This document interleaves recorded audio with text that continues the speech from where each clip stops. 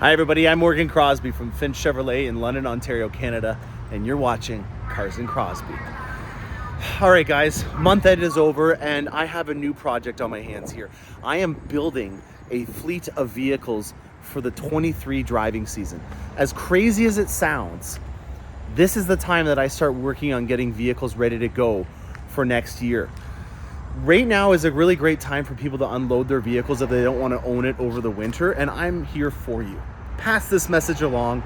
If you have somebody that's looking at getting rid of their Corvette or sports car, I'm interested. I'm going to show you a tour of what we have in the showroom already because it is already full. And then I've got some fun things on the episode like a Blackwing that we're going to show you and some other fun things that are going on the line on today's episode starting right now.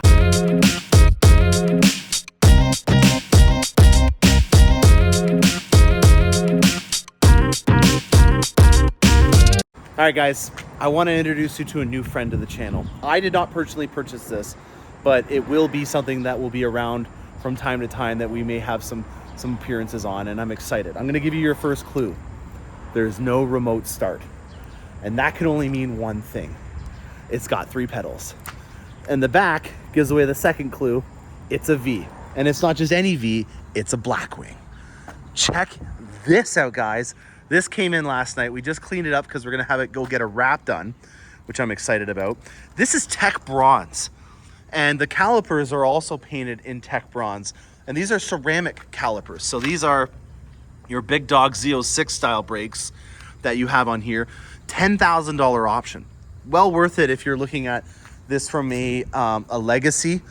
This is as loaded as it gets. This has the carbon fiber 2 package on it. So you have things like on here, a carbon fiber accent, as well as the front splitter that's done in carbon fiber. I'm not a fan of black. I know I just bought a black truck, but this thing looks gorgeous and I can't wait to see it done up with its wrap. We have the rocker panels all done up in exposed carbon fiber. You've got outlets here, which are real vents. The back, we have a beautiful kind of McLaren ducktail style spoiler on the back here, also done in exposed carbon fiber. And then we have the rear diffusers. Now you can see that the exhaust is different than the Cadillac V in terms of how it's kind of on a slanted finish, where I have a more squared off exhaust on the Cadillac V. This thing is a weapon. Like, it is just, look at it. Look at it from the side profile. That is a gorgeous car. And the carbon fiber theme continues on the inside with this amazing carbon fiber interior option. Check out that, the Escalade, or sorry, the V logo on the back of these bucket seats in here. This was a $7,000 interior upgrade option. So it comes with full grain Napa leather, and the stitching that's involved in this leather here. I think that this is probably one of my favorite design cues. If you were to take a snapshot of this seat, this, in my opinion, just goes to show you what General Motors and Cadillac and our performance luxury division is all about. You've got so many amazing design cues. I'm just going to quickly get inside here and show you what I mean. I'm a fan of attention to detail. You know, from an engineering perspective, on my last episode, I was talking a lot about magnetic ride control and how above and beyond that really changes the experience. But, you know, on the finite details in this specific vehicle, look at this. This has all been machined out to have a very Cadillac-esque finish on this beautiful suede 6-speed manual stick transmission. You have also little details like a V emblem right here.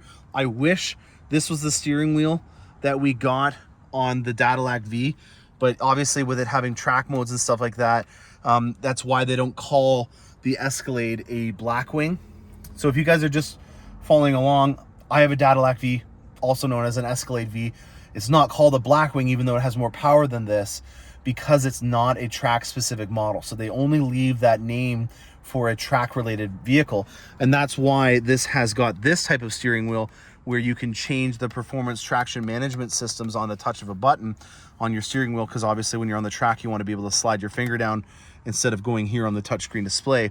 And that's why this has got it over the Cadillac Vs. And it also has a sequential numbering system on here, so 86 of 670, which just adds to the exclusivity and the reason why, if you're going to get one of these things, load it up, make it so that this can be a perfect example for the history books of what Cadillac was all about when we did a sedan in a performance version. This is everything that I really enjoy about a luxury sedan. You know, these seats, just, they make you feel absolutely special when you're in them. The stitching, how it ties into the steering wheel with the red there, and then the red from the V. So the tertiary color on this would definitely be red, and then the secondary color would be probably carbon fiber, and then the primary would be black. I love that they've copied the stealth interior that you see in the Corvette C8, with this interior having also the speaker covers and all that kind of stuff all blacked out. You got some beautiful attention to detail on the bezels around this DIC, or your dash information display system here. And then last but definitely not least, let's pop the hood and let's show you what's underneath here. Hand built in the Performance Tech Center inside of Bowling Green. Who built this one? Steve Stinson. Shout out to you, buddy. There is an LT4. A lot of horsies, a lot of torque, and a lot of fun. Look at the strut brace on this. I love the attention to detail with having the V emblem. A lot more than on the Cadillac V. You definitely pick up that they were trying to showcase the V emblem more on the CT5 Blackwing over the Escalades. You know, just, I can see a couple. There was 3 underneath the hood here. There's one right there. There was one on the backs of the seats. There's one over there. There's some on the steering wheel. You definitely get the V emblem a lot more. And the other suggestion that I was looking for is maybe trying to see if we can come up with a blacked out version of the V emblem. So this is a fun project. It's going to get wrapped. And let's move on to the next one. I've got a used C8 trade-in that we're going to feature now. All right, last but definitely not least, we're going to go over the showroom at Finch Chevrolet right now. I've got a lot of heavy hitters in here, and even though it is winter, I can still get you, if you're interested, one of these vehicles to your doorstep. I guess within reason. You know already that I've gone to PEI with a Corvette. I'm willing to stay within a couple thousand kilometers of the dealership if you're looking at buying something. So if you see something that stands out and you want it for the next driving season, this is a proactive thing that you can do, and we can accommodate that by having a enclosed car carrier service, which yours truly may be involved in delivering it to your doorstep, so that you can have it all tucked away at your house instead of having to risk it and seeing what you thought was going to be your dream car sell to somebody else because you didn't want to get it because it was only December. So I guess what I'm trying to say here is we're already starting to proactively set up our inventory for the next driving season.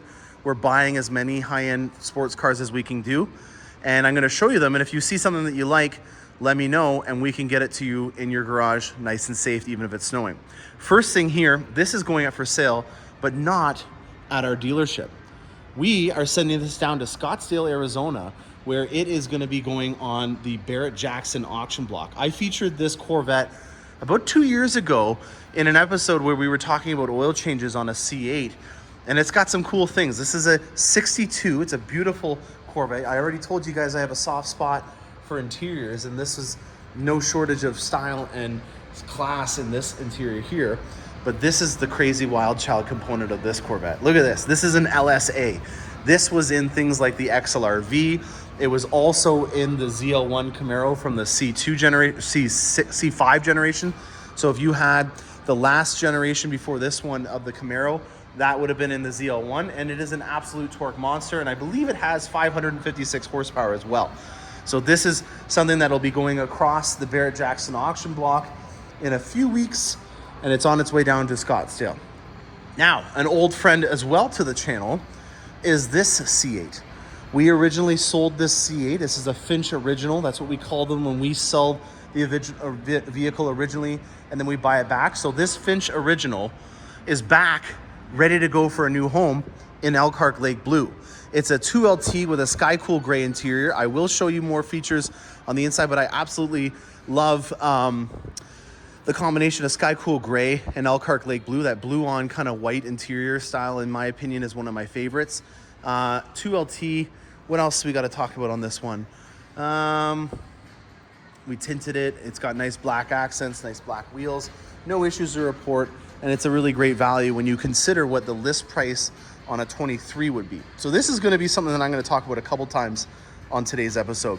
If you were to build these vehicles now with the price increases that have come from 2020 all the way now to the 23 model year, you're not far off from where this vehicle lists used.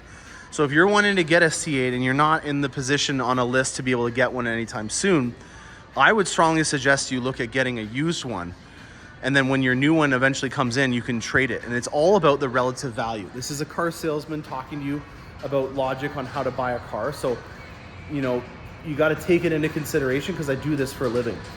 If you look at what the value of this vehicle will be in a few years from now, it's all relative in terms of what the depreciation on a vehicle normally is.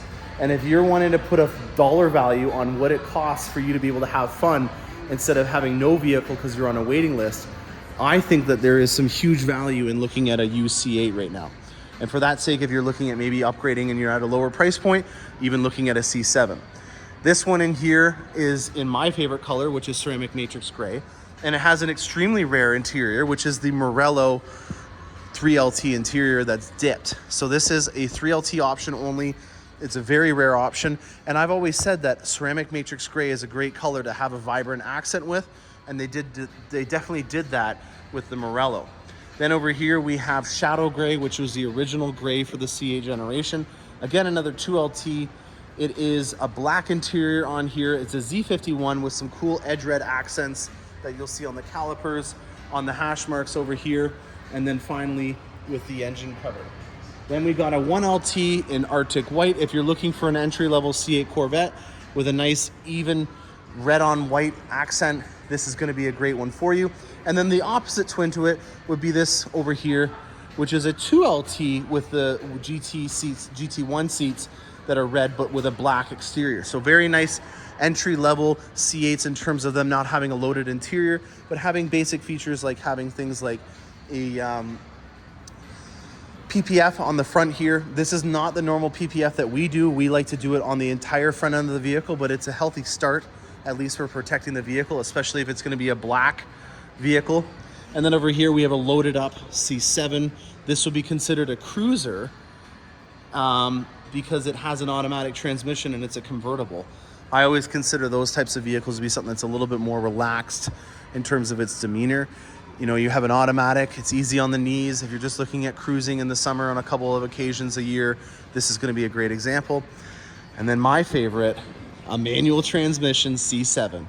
I honestly think the next thing on my list of things to do is to get a Grand Sport that's in a manual transmission, let it breathe a little bit better with an exhaust and an intake, and then have that as a daily. I drive every day with a Corvette if I have to, and with the price points of some of these Corvettes that are coming a boot now, I'm getting a little concerned about my lifestyle and driving with them. I don't know a lot of people that would buy a $170,000 Z06 or whatever the price point on the E-Ray, which my name is on, and drive at 30,000 kilometers like I've done with all my previous Corvettes. I'm thinking out loud here, guys, so nothing is set in stone. But as you guys know, I drive my cars as dailies, not as garage queens. I'm looking for our last thing, which is over here. And yeah, so I guess what I'm trying to say is that I'm openly looking for a nice 2016 to 2019 Grand Sport in a manual transmission, because that is what I think I'm going to start to look at as a daily if I was to wait for the E-Ray. And then if I got the E-Ray and it's like 180 grand, I really just don't want to put 30,000 kilometers on it. That might change. I might eat my words, which I've done many times. But that's kind of the logic that I'm thinking of. Now, last but definitely not least, I already said that, but this is it. Check this out, guys.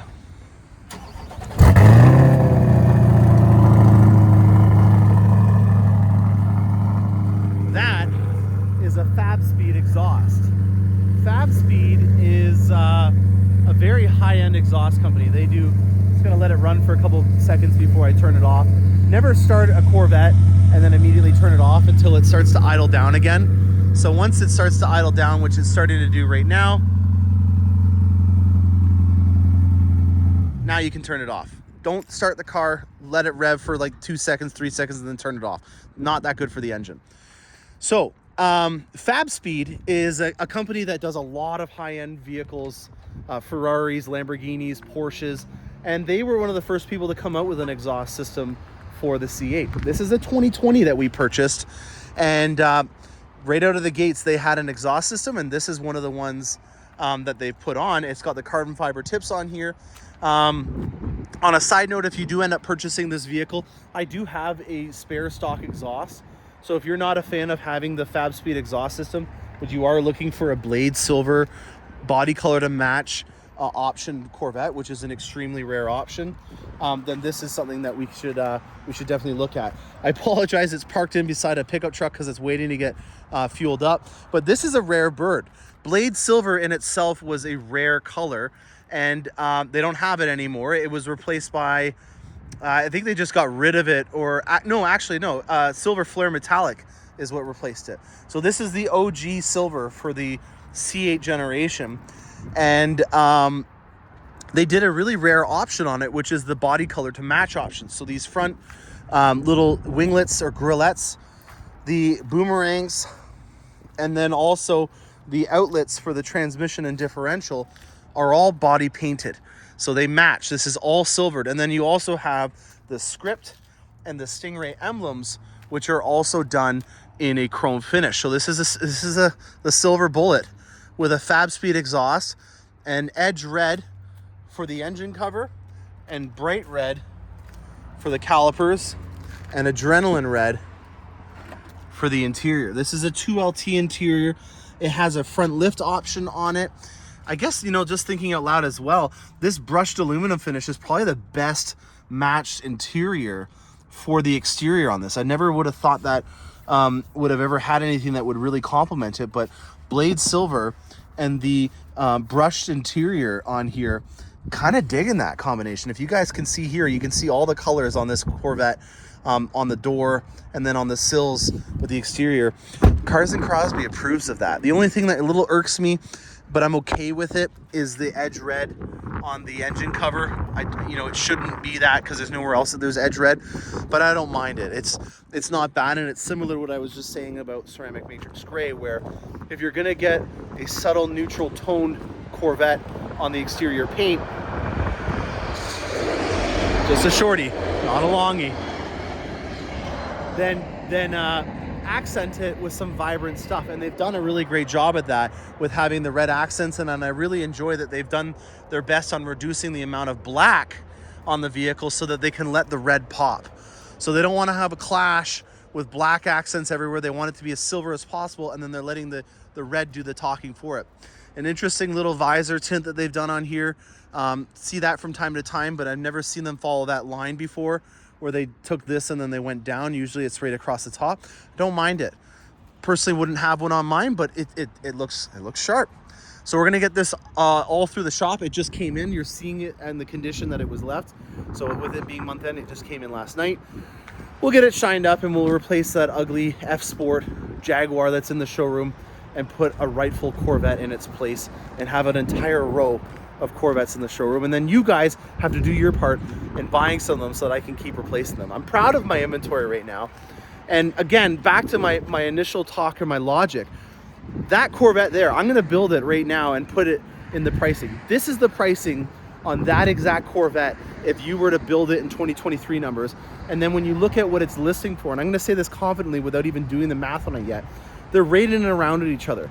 And when you think about the value of being able to get a C8 right now, the most over-engineered sports car that we've ever made, drive it for a year or two, and then sell it once you are finally up for your Corvette and it's been built and it's in place, you're gonna look at the net difference and it's gonna be pretty reasonable, especially when you can finance it at 0.9%.